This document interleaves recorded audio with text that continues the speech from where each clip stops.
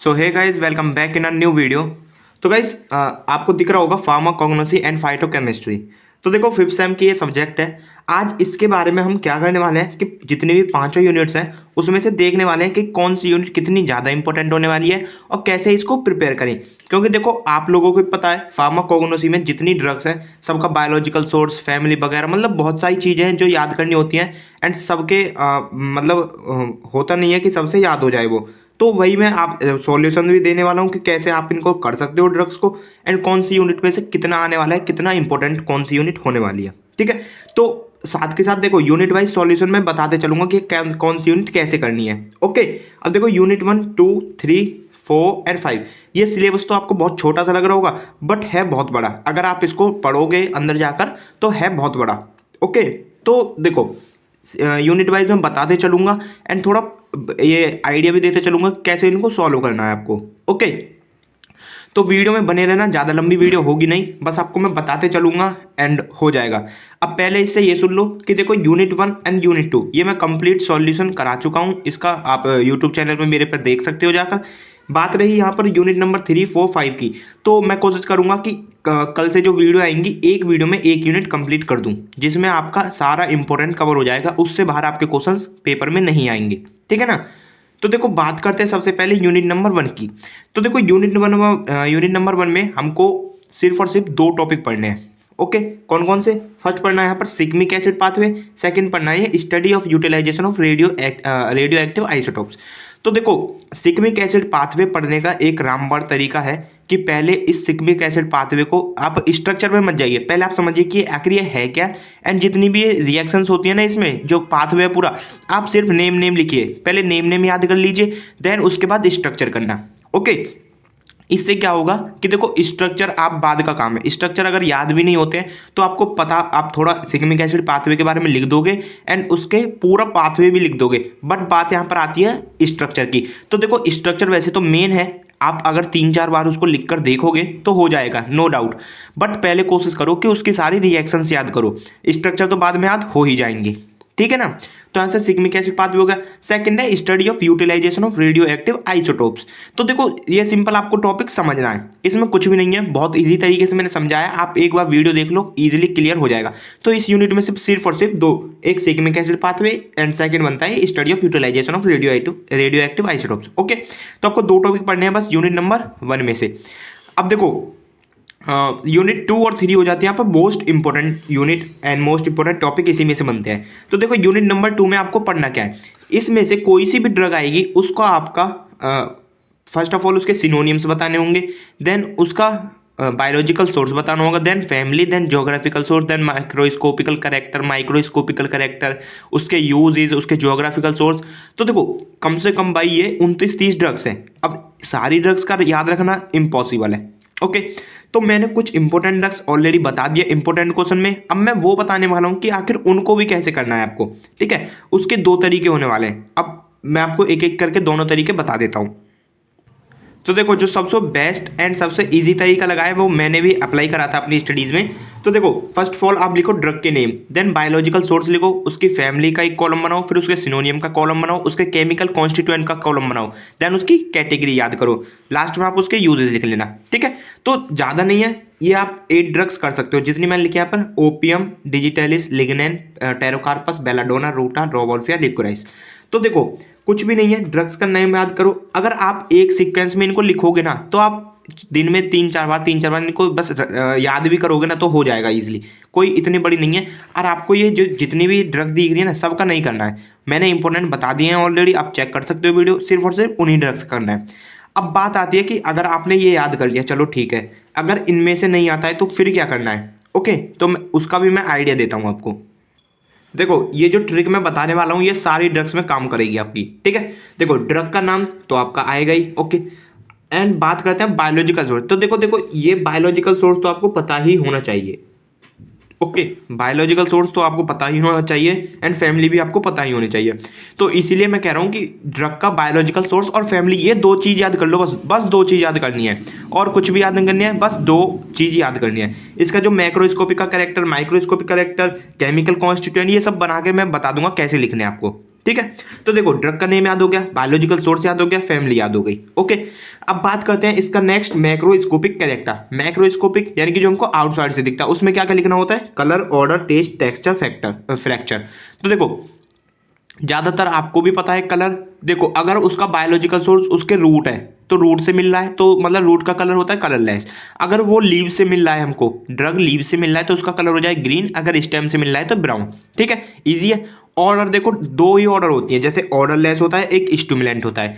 अब देखो जैसे जितनी भी ड्रग्स है हमारे, जैसे मान लो एक हो गया कैफीन हो गया एंड टर्मरिक हो गया, तो मतलब जिनमें से हमको पता है, जैसे जिंजर हो गया, टर्मरिक हो गया, मतलब इनकी महक हमको पता है कि आती है, स्टिमुलेंट होते हैं। तो इन जो आपको पता हो, जो आपने डेली लाइफ में यूज़ करे हो चीज़ें, अगर वो आपको पता हो तो आप उनकी जो ऑर्डर लिखोगे स्टिमुलेंट लिखना। अगर आपको नहीं आ रहा है तो आप ऑर्डरलेस लिखना डायरेक्ट। ठीक है, ऑर्डरलेस लिखना।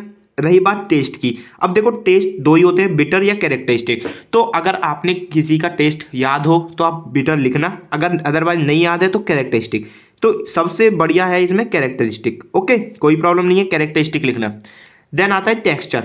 अब टेक्सचर क्या होता है? रफ या स्मूथ। अब देखो जो मतलब स्टेम से आ रहा है ऑब्टेंड हो रहा है और रूट से ऑब्टेंड हो रहा है, तो उनका तो टेक्सचर रफ ही होगा, खुरदुरा सही रहेगा। एंड लीव्स, जितने भी हमको लीव से मिल रहे हैं वो स्मूथ रहेंगे। ठीक है ना, जो लीव से मिल रहे हैं वो स्मूथ रहेंगे, एंड जो वैसे स्टेम रूट वगैरह से वो रफ रहेंगे उसका टेक्सचर। फ्रैक्चर, फ्रैक्चर मान होता है जब हम उनको तोड़ते हैं, तो तोड़ते हैं तो इसमें सबसे ज़्यादा आता है शॉर्ट। ओके, जैसे हम मान लीजिए लीफ को तोड़ रहे हैं, लीफ को काट रहे हैं, तो उसमें से स्मूथ फ्रैक्चर आते हैं ना, तो लीफ के मामले में स्मूथ आ जाएगा, बाकी सारे शॉर्ट आएगा। ओके तो देखो माइक्रोस्कोपिक सब में ऐसे ही आपको बनाकर लिखना है, याद नहीं करने हैं। देन आता है बात फिर माइक्रोस्कोपिक करेक्टर। अब देखो माइक्रोस्कोपिक में ओनली फॉर रूट्स है, जो भी हमको ड्रग रूट से ऑब्टेंड हो रही है उसमें आपको ये डायग्राम बनाना है बस। ओके, अगर लीव से मिल रहा है हमको या स्टेम से मिल रहा है तो उसमें आपको डायग्राम नहीं बनाना है, उसमें माइक्रोस्कोपिक और कैरेक्टर नहीं लिखने हैं। जो भी हमको सिर्फ रूट से मिल रहे हैं उसमें लिखना है आपको ये डायग्राम बस। डायग्राम कुछ नहीं है, एक गोला बनाना है, एक अंदर गोला बनाना है, मतलब ऐसे ही करके बस डायग्राम। अब डायग्राम समझ लो, जो बीच में मिडल में वो पिथ है, उसके आगे फ्लोएम, ये जो ये वाली दिख रहे हैं आपको ये जाइलम है, एंड जो आउटर मोस्ट है वो पेरिसाइकल। इसमें पेरिसाइकल के बाहर एपिडर्मिस सेल्स होते हैं, एंड ये पेरिसाइकिल के अंदर पेरेन्काइमा सेल्स होते हैं। ठीक है, ये और सिर्फ रूट के मामले में आपको पता है। अब देखो केमिकल कॉन्स्टिट्यूएंट के बारे में बात करते हैं। केमिकल कॉन्स्टिट्यूएंट जो भी हमारा बायोलॉजिकल सोर्स होगा, ध्यान रखना, जो भी बायोलॉजिकल सोर्स होगा उसके आगे आपको इन, इनिन, इडीन, ओन, साइड, एसिड ये लगा देना है बस।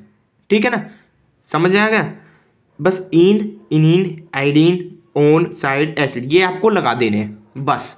और जो देखो यूजेस की बात आएगी, यूजेस आपको कैटेगरी वाइज याद करने हैं। जैसे अभी समझो आप यहाँ पर देखो एल्कलॉइड्स में 4 ड्रग है, विनका, रोवोल्फिया, वेलोडाना, ओपियम। तो जो मेन यूज होंगे ना एल्कलॉइड्स के, वही इन ड्रग्स के यूज होंगे। तो मेन एल्कलॉइड के 4 यूज याद कर लो, अगर इनमें से कोई सी भी ड्रग आती है वो चारों यूज सब में लिख देना। ठीक है, ऐसी बात करते हैं यहाँ पे वॉलेटाइल ऑयल की, मेंथा, क्लोव, सिनेमॉल, फेनल, कोरिएंडर, इन सब के जो वॉलेटाइल का ऑयल का जो एग्जाम्पल होगा वो सब में एग्जाम्पल यूज होगा। ठीक है, समझ गए? तो यूनिट 2 का आपका सॉल्यूशन हो गया। एंड मोस्ट इंपॉर्टेंट जो ड्रग्स हैं वो मैंने बता दिए, तो सिर्फ और सिर्फ उन पर फोकस करना आप ज़्यादा हो सके तो। अब बात करते हैं यूनिट नंबर 3 की, तो मोस्ट मोस्ट मोस्ट इंपॉर्टेंट होता है हमारी यूनिट नंबर 3, क्योंकि 50% क्वेश्चन इसी यूनिट में से आने वाले हैं। अब देखो कंफ्यूज मत होना यहाँ पर, क्योंकि ये एक तो देखो यूनिट 3 और यूनिट 4 दोनों यूनिट सेम है, बिल्कुल कुछ भी अलग नहीं है, सेम है। आइसोलेशन यानी कि हम इसको आइसोलेट कैसे कर रहे हैं, एंड इंडस्ट्रियल प्रोडक्शन भी वही होता है, इसको हम आइसोलेट कैसे कर रहे हैं। ओके, इंडस्ट्रियल प्रोड्यूस कैसे कर रहे हैं। तो आइसोलेशन और इंडस्ट्रियल प्रोडक्शन सेम चीज़ है। आइडेंटिफिकेशन, आइडेंटिफिकेशन यानी कि हम उसको आइडेंटिफाई कैसे कर रहे हैं, तो ये बस एक अलग चीज़ हो जाएगी। इसमें टेस्ट आते हैं आपके, 1 या 2 टेस्ट आप सिंपली याद कर लेना। देन आता है यहाँ पर एनालिसिस। एनालिसिस ही आपका एस्टिमेशन कहा जाता है। एनालिसिस हम करते हैं थिन लेयर क्रोमेटोग्राफी की मदद से, वो मैं अभी आपको बता दूंगा आगे। ओके, ये भी समझ। यूटिलाइजेशन, यूटिलाइजेशन का मीन्स होता है यूजेस। ठीक है ना, तो देखो जैसे कुछ हमारी ड्रग्स हैं वो दोनों यूनिट में सेम है। जैसे देखो आर्टिमिसिन, तो आर्टिमिसिन यहाँ भी है। ओके, और देखो जैसे एट्रोपिन, एट्रोपिन ये रहा, डाइजॉक्सिन भी ये रहा। ठीक है, पोडोफाइलोटॉक्सिन ये रहा, कैफीन ये रहा। तो देखो दोनों यूनिट में अलग अलग पढ़ने की कोई जरूरत नहीं है, दोनों यूनिट में आप एक चीज़ एक बार पढ़ लो बस। ठीक है ना, ध्यान रखना, एक बार पढ़ लो, ओनली एक बार। अब क्वेश्चन कैसे आएगा, क्वेश्चन देखो दो तरीके से आ सकता है, या तो इंडस्ट्रियल प्रोडक्शन, एस्टिमेशन और यूटिलाइजेशन पूछेगा, या आइसोलेशन, आइडेंटिफिकेशन या एनालिसिस पूछेगा। या तो ये वाला क्वेश्चन आएगा या ये वाला क्वेश्चन आएगा। अब करना कुछ नहीं है आपको गाइज, मान लीजिए कुछ नहीं करना है, जैसे एट्रोपिन आ गया, एज ए एग्जांपल ले रहा हूं मैं, एट्रोपिन आ गया, तो एट्रोपिन के बारे में आपको थोड़ा लिखना होगा। अब एट्रोपिन के बारे में जैसे हमको याद नहीं है तो क्या लिखेंगे, तो कुछ नहीं लिखना है यार, एल्केलॉइड्स के बारे में लिखो वहां पर, क्योंकि आपको पता है एट्रोपिन कौन सी कैटेगरी की ड्रग है, एल्केलॉइड की, तो एल्केलॉइड के बारे में लिखो ना। तो ठीक है चलो एल्केलॉइड्स के बारे में लिख दिया। एट्रोपिन की आपको पता होना चाहिए कुछ बायोलॉजिकल सोर्स, फैमिली आप याद करके जाना। देन उसका हम लिखेंगे आइसोलेशन। आइसोलेशन में कुछ नहीं है, बस एक आधा टेक्निक यूज होती है कि हम उसको आइसोलेट कैसे कर रहे हैं, कुछ नहीं होता इसमें। जो भी जैसे ये ड्रग्स, ये केमिकल्स हैं, अब ये केमिकल्स हमको किससे मिल रहे हैं, ये जो ऊपर ड्रग्स पड़ी हैं इनों से, इनसे ये हमको केमिकल्स मिल रहे हैं। तो हमको सिंपल क्या करना है इस वाली यूनिट में, दोनों में, कि ये जो हमको हमने पढ़े हैं ये ड्रग्स, इनसे हमको आइसोलेट करने हैं ये केमिकल्स, ठीक है ना। तो कुछ नहीं है, ये जो केमिकल जिस भी हमको मतलब जैसे लीव से या स्टेम से मिल रहे हैं, तो उनको हमको पहले ड्राई कर लेना होता है, उनको सुखा लेना होता है, एक आधा सॉल्वेंट में यूज मिक्स करके उनको फिर आइसोलेट करना होता है, बस वो आप एक बार पढ़ोगे तो समझ में आ जाएगा, ठीक है। आइडेंटिफिकेशन में एक आधा टेस्ट होते हैं, जैसे मान लीजिए सिट्रल करा, तो सिट्रल का हमने 5 ग्राम सैंपल ले लिया, 5 ml सैंपल ले लिया, प्लस कोई भी एक रिएजेंट आ जाएगा, उसका बस आपको कलर याद करना है, ठीक है। आइडेंटिफिकेशन हो गया। अब बात करते हैं एनालिसिस की। तो देखो एनालिसिस और यहाँ एस्टिमेशन, ये दोनों चीज़ें सेम होती हैं, और ये आइसोलेशन और इंडस्ट्रियल प्रोडक्शन, ये दोनों चीज़ें सेम होती हैं। अब आपको एनालिसिस में क्या करना है, एनालिसिस में सब में आपको सेम लिखना है।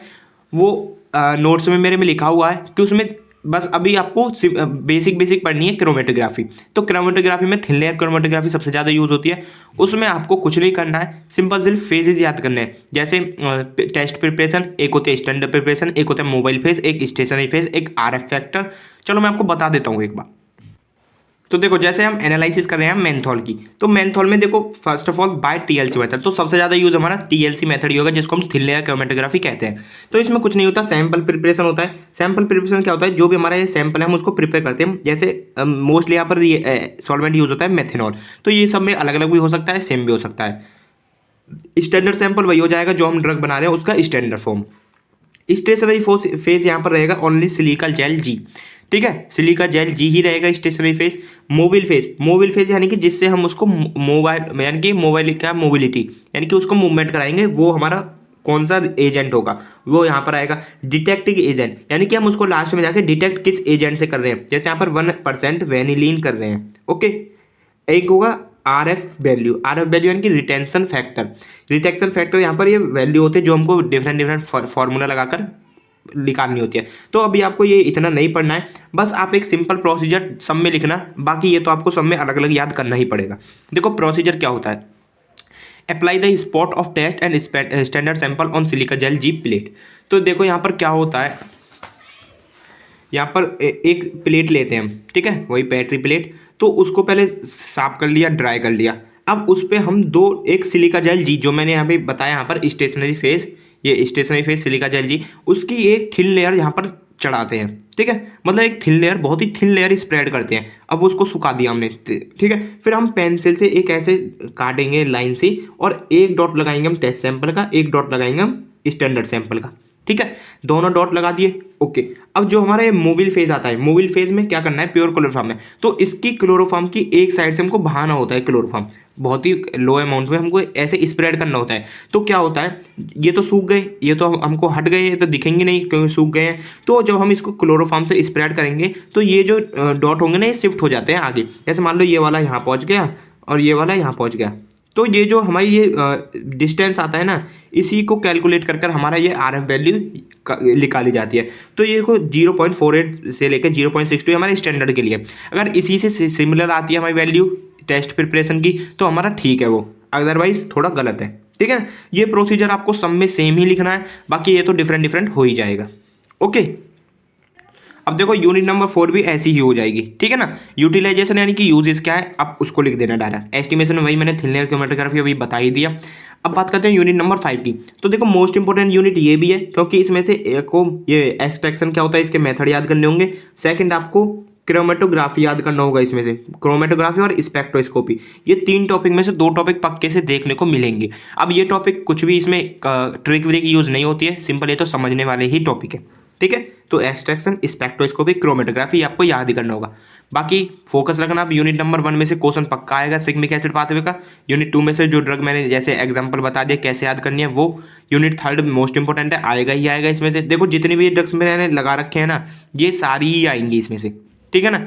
1 2 3 4 5 6 7 8 9 में से कम 5 ड्रग आने वाली है, ध्यान रखना 5।